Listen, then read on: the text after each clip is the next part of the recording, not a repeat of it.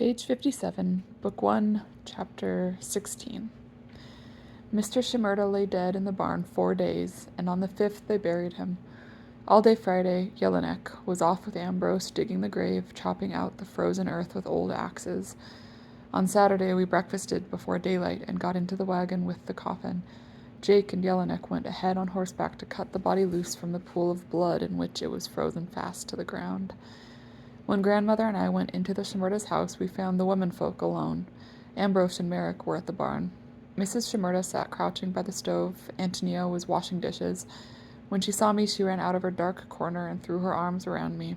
"Oh, Jimmy," she sobbed, "what you tink for my lovely papa." It seemed to me that I could feel her heart breaking as she clung to me. Mrs. Shimerda, sitting on the stump by the stove, kept looking over her shoulder toward the door while the neighbors were arriving. They came on horseback, all except the postmaster, who brought his family in a wagon over the only broken wagon trail. The widow Stevens rode up from her farm 8 miles down the Black Hawk Road. The cold drove the women into the cave house, and it was soon crowded. A fine, sleety snow was beginning to fall, and everyone was afraid of another storm and anxious to have the burial over with. Grandfather and Jelinek came to tell Mrs. Shimerda that it was time to start. After bundling her mother up in clothes, the neighbors had brought Antonia put an old cape from our house and the rabbit-skin hat her father had made for her. 4 men carried Mr. Shimerda's box up the hill. Krajik slunk along behind them. The coffin was too wide for the door, so it was put down on the slope outside. I slipped out from the cave and looked at Mr. Shimerda. He was lying on his side with his knees drawn up. His body was draped in a black shawl, and his head was bandaged in white muslin, like a mummy's. One of his long, shapely hands lay out on the black cloth. That was all one could see of him. Mrs. Shimerda came out and placed an open prayer book against the body, making the sign of the cross on the bandaged head with her fingers. Ambrose knelt down and made the same gesture, and after him Antonia and Merrick. Yulka hung back. Her mother pushed her forward and kept saying something to her over and over. Yulka knelt down, shut her eyes, and put out her hand a little way, but she drew it back and began to cry wildly. She was afraid to touch the bandage. Mrs. Shimerda caught her by the shoulders and pushed her toward the coffin, but grandmother interfered. "No, Mrs. Shimerda," she said firmly, "I won't stand by and see that child frightened into spasms. She's too little to understand what you want of her. Let her alone." At a look from grandfather, Fuchs and Jelinek placed the lid on the box and began to nail it down over Mr. Shimerda.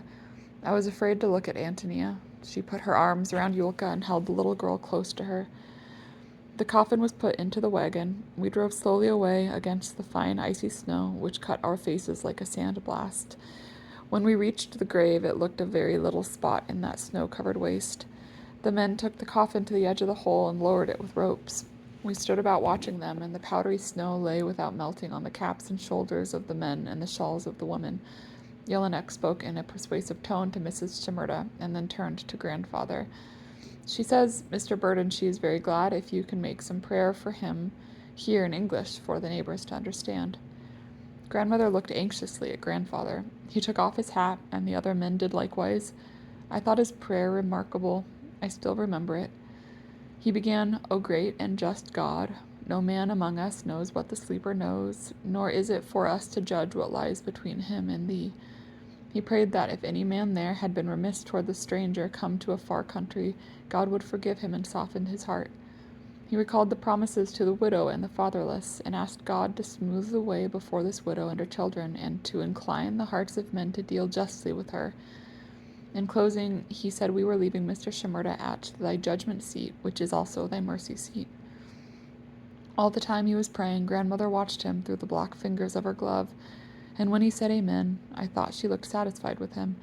She turned to Otto and whispered, "Can't you start a hymn, Fuchs? It would seem less heathenish." Fuchs glanced about to see if there was general approval of her suggestion, then began, "Jesus, lover of my soul," and all the men and women took it up after him.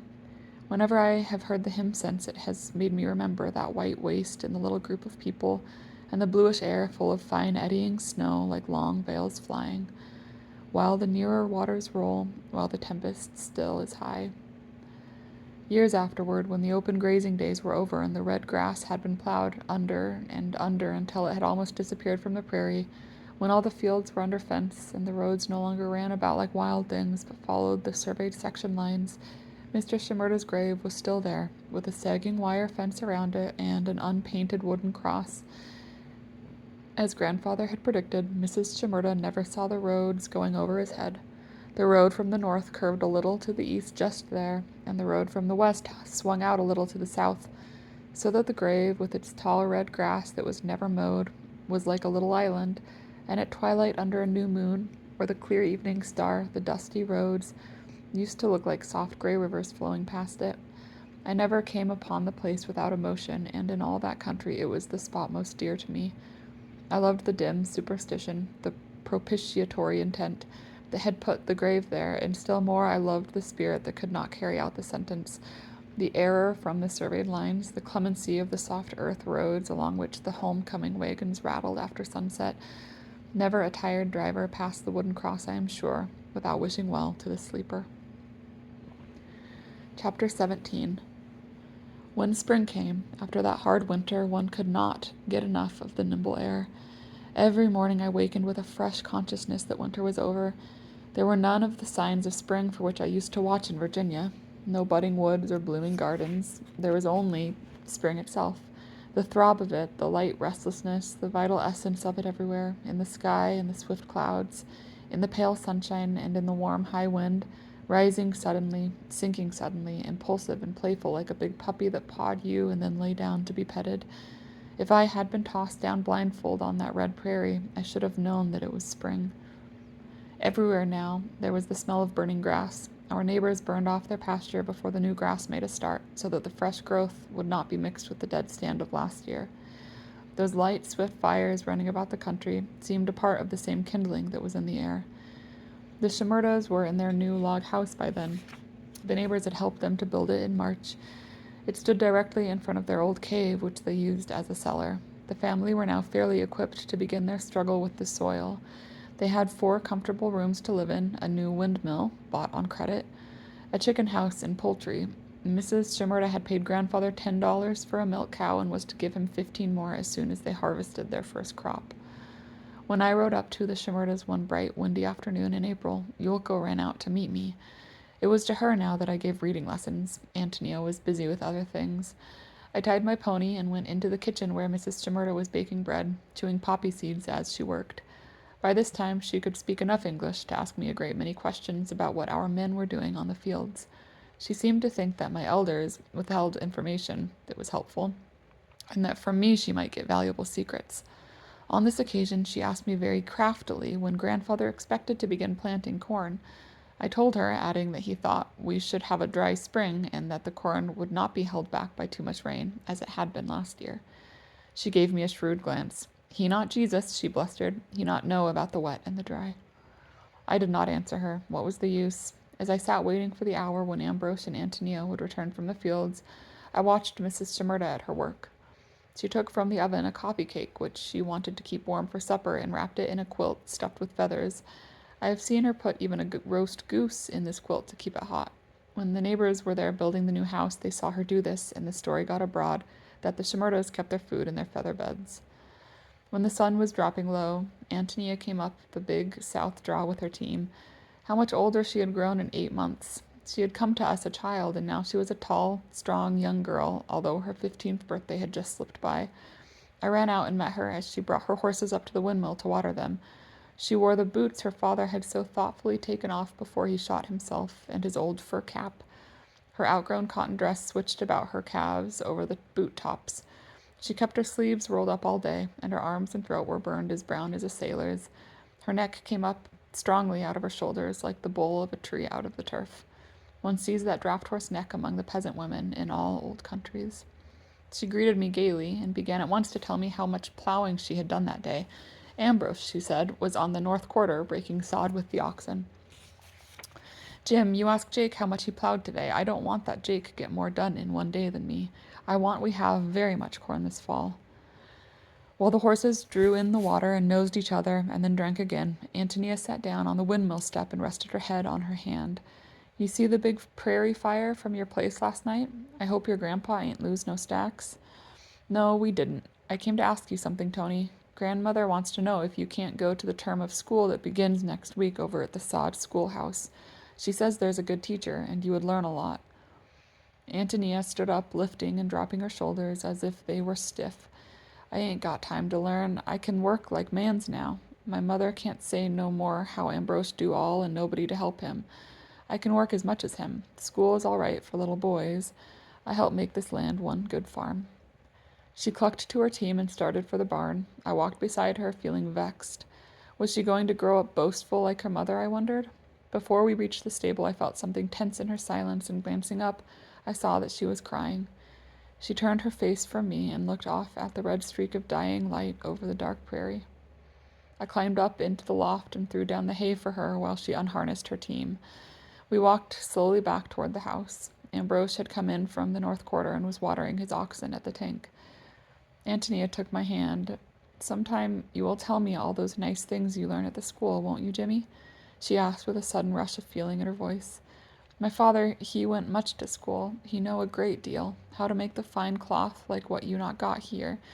He play horn and violin, and he reads so many books that the priest in Bohemie come to talk to him. You won't forget my father, Jim?" "No," I said. "I will never forget him." Mrs. Shimerda asked me to stay for supper. After Ambrose and Antonia had washed the field dust from their hands and faces at the wash basin by the kitchen door, we sat down at the oilcloth-covered table. Mrs. Shimerda ladled meal mush out of an iron pot and poured milk on it. After the mush we had fresh bread and sorghum molasses, and coffee with the cake that had been kept warm in the feathers. Antonia and Ambrose were talking in Bohemian, disputing about which of them had done more plowing that day. Mrs. Shimerda egged them on, chuckling while she gobbled her food. Presently Ambrose said sullenly in English, "You take them ox tomorrow and try the sod plow, then you not be so smart." His sister laughed. "Don't be mad. I know it's awful hard work for break sod. I milk the cow for you tomorrow if you want." Mrs. Shimerda turned quickly to me. "That cow not give so much milk like what your grandpa say. If he make talk about $15, I send him back the cow." "He doesn't talk about the $15, I exclaimed indignantly. "He doesn't find fault with people." "He say I break his saw when we build, and I never," grumbled Ambrose. I knew he had broken the saw and then hid it and lied about it. I began to wish I had not stayed for supper. Everything was disagreeable to me. Antonia ate so noisily now like a man, and she yawned often at the table, and kept scratching her arms over her head as if they ached. Grandmother had said, "Heavy field work'll spoil that girl. She'll lose all her nice ways and get rough ones." She had lost them already. After supper I rode home through the sad, soft spring twilight. Since winter I had seen very little of Antonia. She was out in the fields from sunup until sundown. If I rode over to see her where she was plowing, she stopped at the end of a row to chat for a moment, then gripped her plow handles, clucked to her team, and waded on down the furrow, making me feel that she was now grown up and had no time for me. On Sundays, she helped her mother make a garden or sewed all day. Grandfather was pleased with Antonia. When we complained of her, he only smiled and said, "She will help some fellow get ahead in the world." Nowadays, Tony could talk of nothing but the prices of things, or how much she could lift and endure. She was too proud of her strength. I knew, too, that Ambrose put upon her some chores a girl ought not to do, and that the farm hands around the country joked in a nasty way about it. Whenever I saw her come up the furrow, shouting to her beasts, sunburned, sweaty, her dress open at the neck and her throat and chest dust-plastered, I used to think of the tone in which poor Mr. Shimerda, who could say so little, yet managed to say so much, when he exclaimed, "My Antonia!"